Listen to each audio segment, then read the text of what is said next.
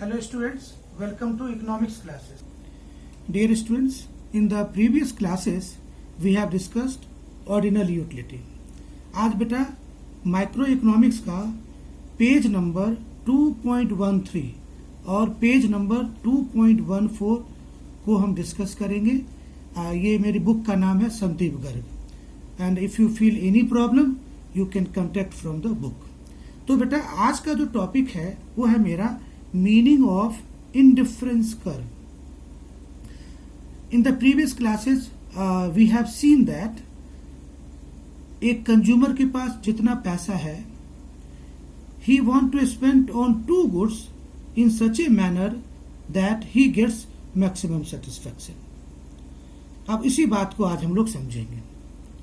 When a consumer consumes various goods and services, then there are same combinations which give him exactly the same total satisfaction. The graphical representation of such combination is termed as indifference curve.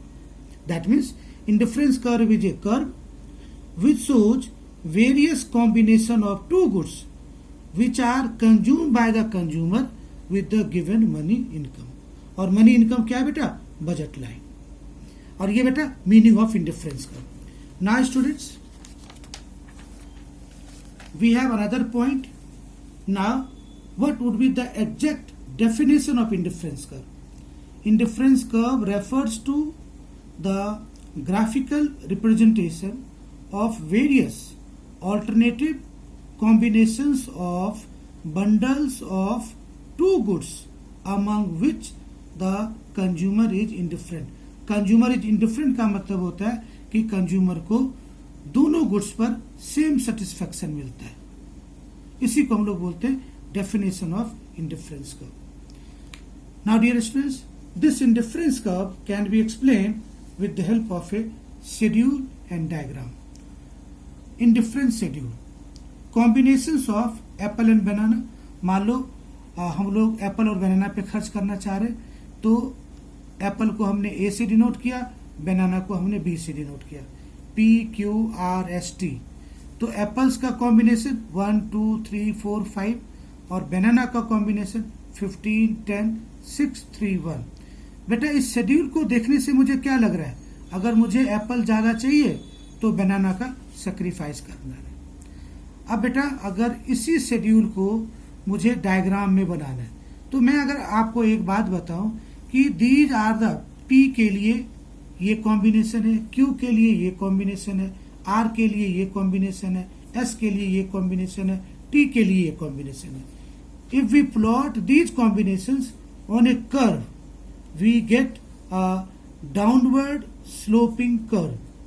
अब आप देखो बेटा ये 0 1 2 3 4 5 ये Apple था, ये बनाना था. तो PQRST it is a downward sloping and which is known as IC1. इसी को बेटा बोलते हैं हम लोग IC1 indifference curve. Hence an indifference curve is the locus of all the points representing different conditions that are equally satisfactory to the consumer. Every point on IC1 represents an equal amount of satisfaction to the consumer. Loosely speaking बेटा PQRST ये जितने भी लोग हैं, each point on this line will give equal satisfaction to all the persons, whether it may be a PQRST. So we have discussed the definition of indifference curve, indifference schedule, diagram and explanation of diagram. Now students, we have another very important concepts, indifference map. Indifference map. Indifference map refers to the family of indifference curve that represent consumer preference over all the bundles of the two goods. Bundles का मतलब क्या हो गया बेटा? Various combination of two goods. Now indifference map is a bundle of indifference curve. अब ये देखो बेटा IC1, IC2, IC3 इसका मतलब क्या था बेटा, अगर मान लो कंज्यूमर के पास पहले 100 रुपए इनकम थी तो वो IC1 पे था, अब 200 रुपए हो गई ये IC2 पे चला गया, 300 रुपए हो गई ये IC3 पे चला गया, और इसी कॉम्बिनेशंस को हम लोग इंडिफरेंस मैप कहते हैं। तो बेटा इससे मुझे क्या पता लगा, every higher or lower level of satisfaction can be shown on the different indifference curve.